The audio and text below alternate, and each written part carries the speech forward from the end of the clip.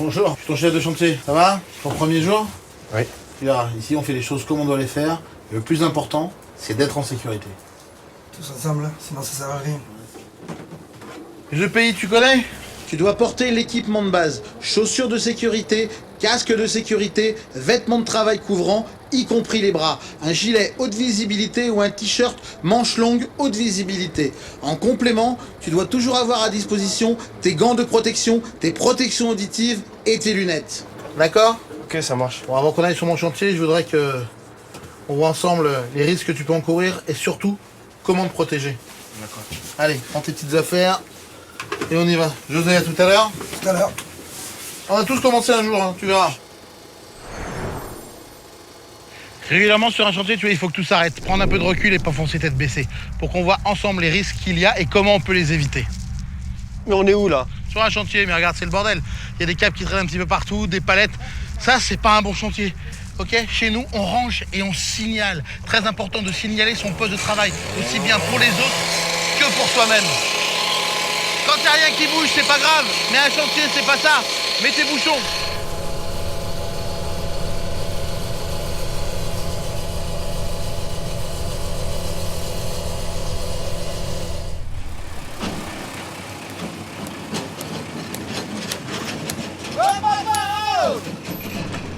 Stop. Ce qui est important, c'est de signaler sa zone de travail. On l'a déjà dit 10 fois, c'est pas possible. La zone de travail doit être balisée. Et quand il y a un camion qui recule, l'un de nous est formé pour diriger la manœuvre. C'est l'homme trafic. Mais comment on reconnaît l'homme trafic? Tu verras, il a un baudrier de couleur spéciale, ok? L'homme trafic est là pour que personne ne rentre sur le chemin de la manœuvre. C'est super important, tu dois vraiment écouter ses instructions. Il n'y a pas que les camions qui risquent de t'écraser. Si tu rentres dans l'angle mort d'un engin, tu risques ta vie. Tu vois le rond autour de la pelle, que ce soit rouge ou orange, interdiction d'y pénétrer. Les zones rouges, le chauffeur ne te voit pas, et la zone orange, le chauffeur te voit, mais tu es trop près. Personne dans la zone d'évolution des engins en mouvement. Si tu dois intervenir, tu dois te faire voir par le chauffeur. Tu vois, il arrête sa manœuvre, et tu dois attendre qu'il te fasse un signe pour entrer dans la zone de manœuvre. Tu dois toujours rester visible par le chauffeur. Allez, viens. Ok, les tranchées, qu'est-ce que tu peux m'en dire? Moi, je crois qu'il faut jamais descendre dans une tranchée de plus de... On ne descend jamais dans une tranchée si elle n'est pas sécurisée par un blindage ou un talutage, quelle que soit sa profondeur. C'est clair? C'est clair. Et pour descendre? Bah, on utilise l'échelle, pas de talus. C'est bien, ça commence à rentrer. Par contre, c'est important de bien rester dans le blindage. Pourquoi? Regarde.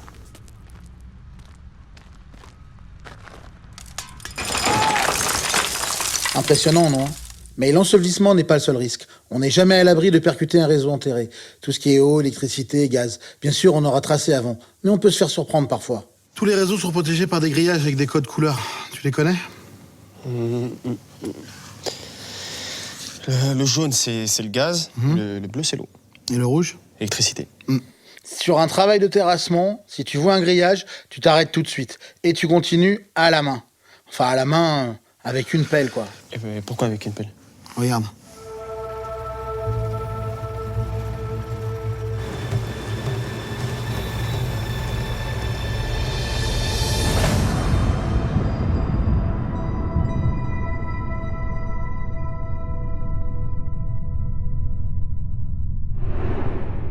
Et des réseaux, tu vois, il y en a un petit peu partout.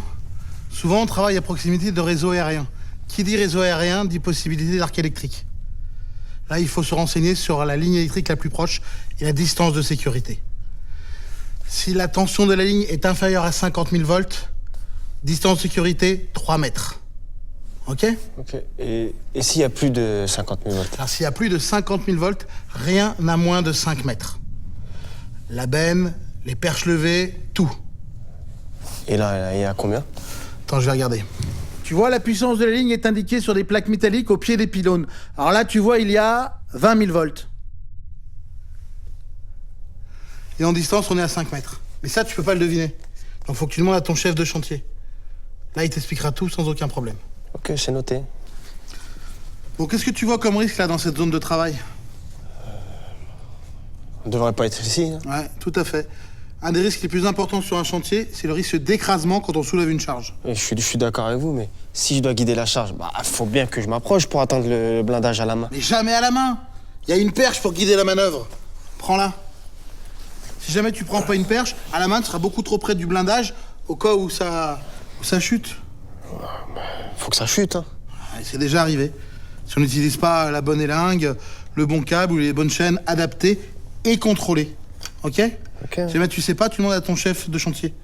Tu fais pas prendre des risques à tout le monde. D'accord. Et qu'est-ce qui peut arriver? Qu'est-ce qui peut arriver? Qu'est-ce qui peut arriver? Attention! Bah voilà ce qui peut arriver. Relève-toi. Ça va? Tu commences à comprendre? Ouais. Tu vois, tout à l'heure, si t'avais tenu le blindage à la main, eh ben, il te tombait dessus. Tu vois, si on fait de la prévention, c'est qu'il y a des risques. Hein. Chaque consigne a sa raison d'être. Il y a des risques moins évidents, mais qui sont tout aussi importants. Quand tu dois porter un objet lourd, une bordure ou un parpaing, tu dois te positionner tout près de la charge. D'accord? Tu dois plier les jambes et garder le dos droit et hop, pousser sur les cuisses. Regarde. Si tu te penches sans plier les genoux, en faisant le dos rond, tu vas pincer les disques de ta colonne vertébrale et à force, tu vas avoir très mal au dos. Tu vois, c'est important la manière dont on fait les choses. Quand on descend ou quand on monte d'un engin, il ne faut jamais sauter. Tu vois, là, ça fait plus d'1 heure qu'il est dans son camion, ses muscles sont froids et sont rigides. Et si jamais il saute, il risque de se faire très mal. Donc pour descendre, important, on respecte les 3 points d'appui. Vas-y, Max. 1, 2 et 3. Et pour monter, c'est exactement la même chose. Tu vois, c'est là qu'on reconnaît le pro. Il connaît son travail, il fait du bon boulot et il casse rien. Avec des bons outils. Ah, il sait les utiliser surtout. Ça, c'est une tronçonneuse. Il va tronçonner et quand ça tronçonne, ça envoie des minuscules particules. Dangereux pour les yeux. Donc on met les lunettes et on regarde.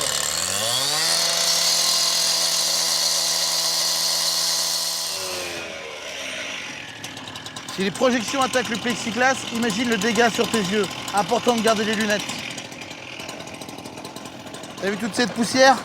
Si ça c'est dans tes poumons, c'est pas bon. Donc les lunettes et le masque. C'est compris? Allez. La tronçonneuse, ça fait du bruit et ça fait mal aux oreilles. Regarde, mets tes protections auditives.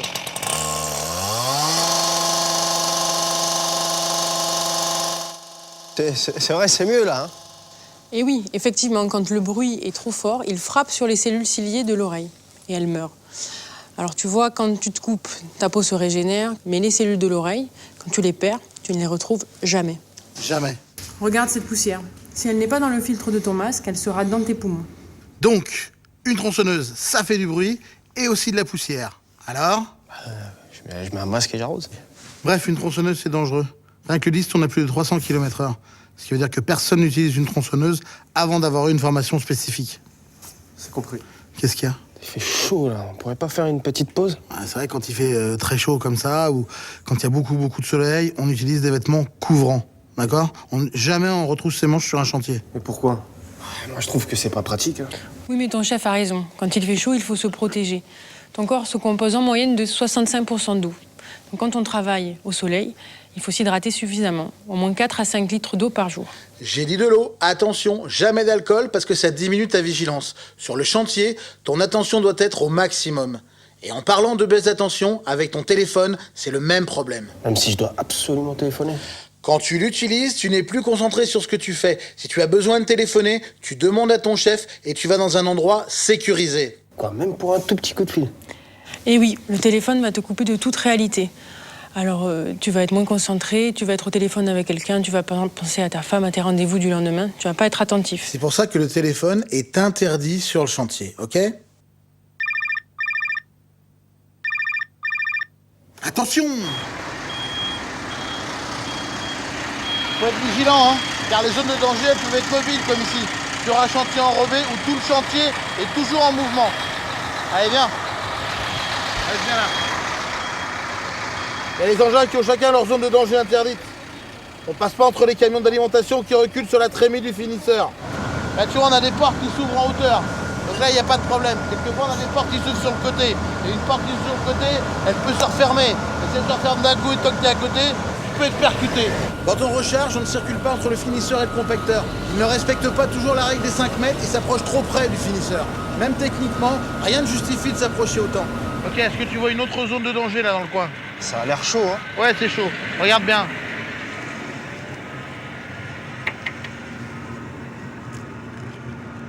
Voilà, tu vois. L'œuf, il cuit tout de suite. Tu vois, dans un chantier sous circulation comme ça, faut toujours rester dans le balisage. Jamais au dehors. On est d'accord?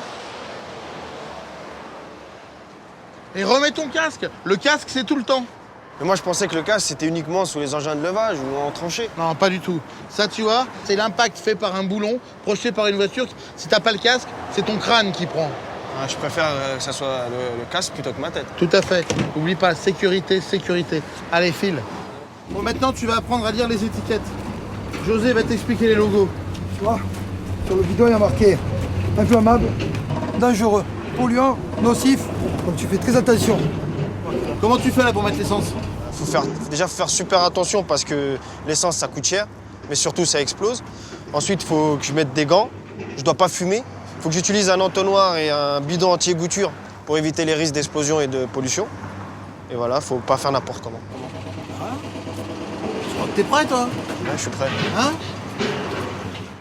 Bon, tu rêves ou quoi, là? Non, je suis prêt. Allez, viens. Je vais faire un tour du chantier. Nous, ce qui est important, tu vois, c'est de faire les choses comme on doit les faire. Et la première chose, c'est d'être en sécurité.